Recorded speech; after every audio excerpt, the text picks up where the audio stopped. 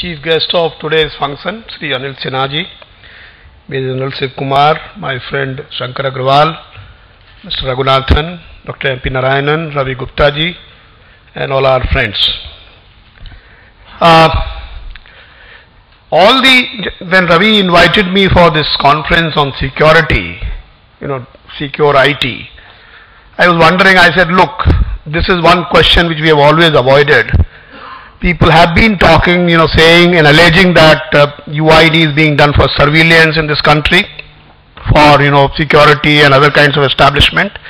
And we have been maintaining, and this is a fact, that unique ID program in this country is essentially a development-driven program. It's a development program. The context is exclusion, inclusion of the people, and the development agenda. And we have nothing to do with security. So he said, nevertheless, you should come and, we should share your perspective as to how UID can be leveraged as a platform for enhancing the security of the people. So what I'll do is, I'll briefly share with you what this mission is all about. And then secondly, leave this issue. One is how we are guarding the security of the citizens' data, which is with us, and how this program can be used for sort of delivering the services to the people in disaster situations. So essentially this is the broad outline of what I'm going to share with you. One is that we started this program about 2.5 years ago in August of 2009. And the basic mandate which we were given was to provide unique IDs to the resident of this country. And when we designed this program, when we began this program, we had given a lot of thought to the design so that the program achieves the objectives for which it is set up. It also does not get into a function creep type of situation, where it starts doing things more than what it is basically designed for. So therefore, what we have is Aadhaar, as you know, is a 12-digit random number. It has no intelligence. Every resident of this country is entitled for this number. We say this is Aam Aadmi Ka Adhikar. It is essentially we are ensuring uniqueness of this number through use of the biometric attributes of people, which is basically we are capturing 10 fingerprints and both iris scans to ensure that everybody is unique. Every person who is given a number is unique. Even when a person comes with a different name, we will be able at the back end to capture this, that this person is already enrolled with us. So therefore, this person is unique, this number is unique. It is to everybody, though the biometric attributes are not developed in children. Nevertheless, we give this number to children also, with the provision that when they become 15 years or more, they should come and enroll with us. It is basically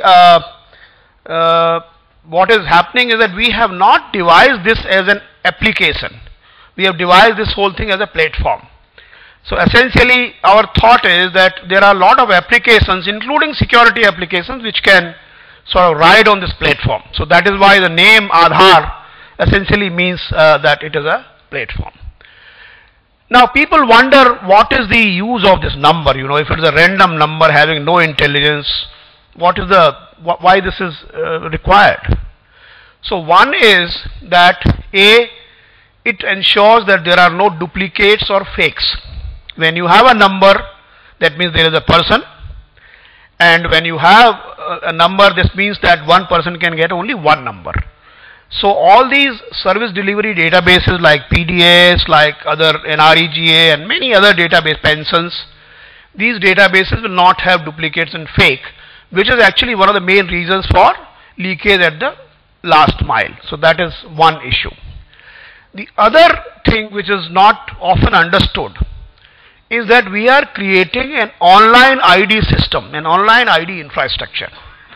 Essentially, the countries have gone and there are different contexts for these countries to go in for ID programs, and normally these are immigration control, security and other things.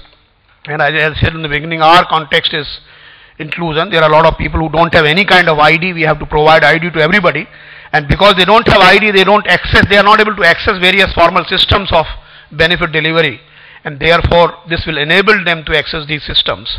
So that is one part. Secondly, the countries have normally gone in for a paper ID, and now they have migrated to what is called a smart card kind of ID. Now we have actually leapfrogged from no ID to an online ID, and what it means is that we are creating an infrastructure due to which, through a mobile device like telephone, mobile phone with a fingerprint reader, one would be able to authenticate his or her identity online. Now that really is a very, very powerful concept, because it enables the delivery of a lot of services in a remote manner. Just to give you an example, if any transaction with any formal system of the governance, you require, first question is that, who are you? Prove your ID. When you go to a bank and when you draw a check, the teller verifies whether the signature on the check really belongs to you or not. So therefore, identity verification is normally the first step in any transaction. And if you can externalize this part, if you can really take this out from each domain, so rather than each domain making its own arrangements of proving the ID or authenticating the ID, if you can take this out and make this as a common infrastructure, common platform, then in that case, all those transactions which require proving of ID as a first step, they get enabled. So for example, in a remote area, using a handheld device which we call micro ATM, which is essentially a mobile phone with a fingerprint reader, you can actually do a banking transaction. Because first you go, say this is my Aadhaar number, this is my account, and this is this is me, and you prove this signal goes to UID headquarters and our data center. We say yes, this is Mr. X, and having authenticated Mr. X, then Mr. X can be authorized to conduct transactions in the bank. So therefore he can withdraw money, he can deposit money, he can inquire the balance. And therefore, just to give you this example, a banking transaction can be enabled in a remote manner using the business correspondence and micro ATM in a village. Now this essentially is the power of online authentication and online ID. And no country in the world has done this kind of, an online authentication of IDs. And also let me give you a sense of numbers. We have, in a span of about 14-15 months, we started in September of 2010, and by the end of February, in fact by 15th of February, we had completed 200 million enrollments. Now 200 million is more than population of most of the countries in the world. So essentially this, if you have created these identities which are online and which can be used to deliver various services, it's an extremely powerful system which has been created. And we expect that in the next 1.5 years, we should be able to complete the entire population of this country. And then lots and lots of services can be delivered. So one is the authentication power. Now the question arises, this is one part. Second part is, kindly understand, this number is a kind of identifier for each individual. Now it is also an address for each individual. Think of it this way. If you have an addressing system, if you have an email address where you say uid@gov.in or whatever, now this way each individual in this country will have a unique address. So essentially you are providing a unique pipe, unique receptacle, directed at each individual, and therefore this becomes an extremely important service delivery vehicle. So in a disaster situation, when you have to deliver services, whether it's a banking service or whether it's any other thing, even information, for example. If you know the number and we are collecting mobile numbers, and in a situation, you can deliver, and now you have 800 million mobiles in this country. So therefore, you will be able to deliver services and information to people in disaster situations, and you will be able to conduct lots of transactions. So essentially, this being developed as a platform on which a number of applications for service delivery can be put on, and there is no limit actually. One doesn't know really what kind of, the usual candidates are PDS, banking transactions, social security, services, and LPG connections, for example. So there are large number of things which we can think of today, but tomorrow this infrastructure, the authentication infrastructure, will be leveraged by a number of other institutions, including the security institutions, including the security situation. So therefore, I mean, we are not saying that this infrastructure or this tool can be, you know, used only for A, B, C. We are just saying here is a platform. Now it is for the country, it is for the domain, or it is for various departments to use this infrastructure, to use this platform for their services.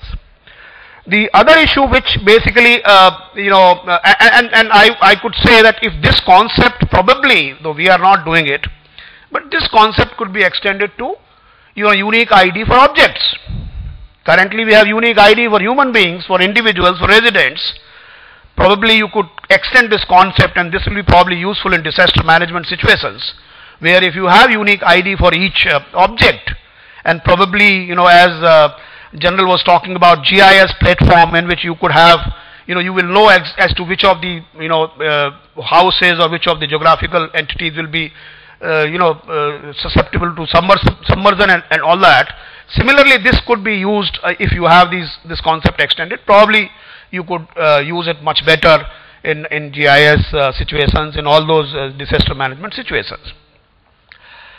The second question which I would like to address now is essentially, you know, as Shankar was saying, that the next war is not going to be fought on the, you know, land. It is going to be electronic warfare, and therefore if there is some country which is hostile to us and which is going to really attack us, more than attacking us through their land soldiers, probably they will attack us to cyber attacks.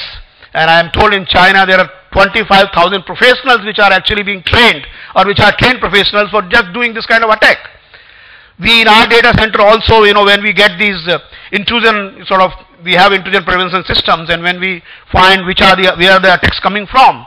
So analysis of these also indicates that there are large number of people who are interested in attacking our cyber resources, our electronic resources. So therefore, from that perspective, again, I would like to share with you what we have done. So A is, you know, ultimately a program has to be designed in a way that it takes care of the security of the data or security of the resources which you have. You know, ultimately if you have, let's say, in some locker, if you keep some liquid or something which, you know, sort of spills, it will come out of the locker. So the first of all, the thing which is being put in the locker has to be designed in a way which is secure in itself. So what we have, there are few design principles. One is a minimalistic information. We don't capture information of the people more than what is necessary for the purpose of doing the identification, which is we just capture name, his gender, his or her age, and the communication address. That's all.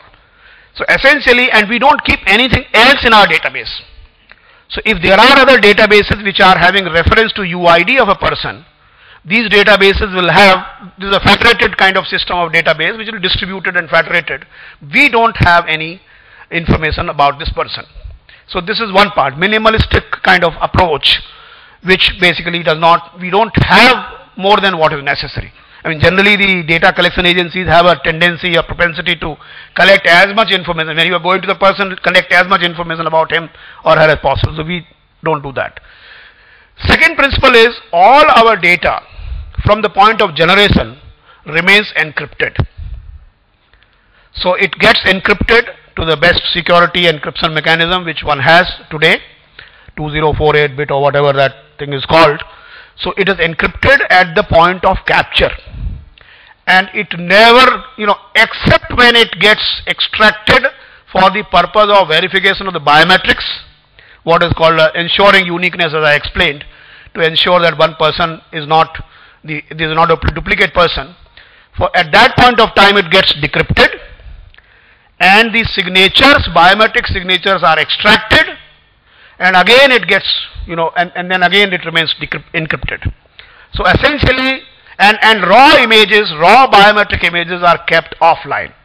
Let me put it this way. You know, people have a sense that, you know, these raw images, if they can get hacked, people's identities can be stolen. Basically, we need raw images to extract the features, what is called minutiae in case of fingerprints. After extracting those features, we just sort of put these images offline. And these features are the ones which are used for further processing of ensuring uniqueness and all that. So essentially, keep the data encrypted at all times. Even when it remains data in our data center, even some data is actually, let's say, has to remain online for purposes of authentication like minutiae, etc. This also is actually encrypted. So all the time the data which we have is encrypted. It is minimalistic, number one, at the point of collection, is encrypted, and of course we are employing the best security methods available in intrusion detection systems, intrusion prevention systems, and we are, when the managed service provider who will manage the entire thing comes, we will ensure that the data is protected by the best security standards which one has got. So therefore our resources or our assets are being prevented or being protected with the best, because this is a very sensitive data of residents. Even if it is minimal, so what? It is also a biometric data of the resident. Therefore we have to assure the country and we have to ensure that the data is completely secure. So this is what we are doing in our own limited domain of ensuring that the data is secure. The last thing which we are doing is, as a policy, we do not allow download of any data. So basically you cannot query our database, give me a number and I'll tell you who the person is with this ID. No. I mean, if you give me ID 1, 2, 3, 4 and you ask me whom does it belong to, we are not going to tell you. Or if you ask me this is the person's name and address, what is his ID? No, we are not going to. So the only response which you get from our data or our data center is yes and no, yes or no, which means if you give me a combination of ID, name, address, etc., if all these information belong to a particular individual, I'll say yes. If one of them does not belong to an individual, it's inconsistent, I'll say no. Now I'll not tell you which information is inconsistent or which information is correct. So that's the basic design principle which ensures that we do not give back any data, except of course there are provisions in the law, proposed law, and there are provisions in our policy which says that for the defense of the country or for terrorist, external defense and terrorist attempt kind of thing, or with a court's order.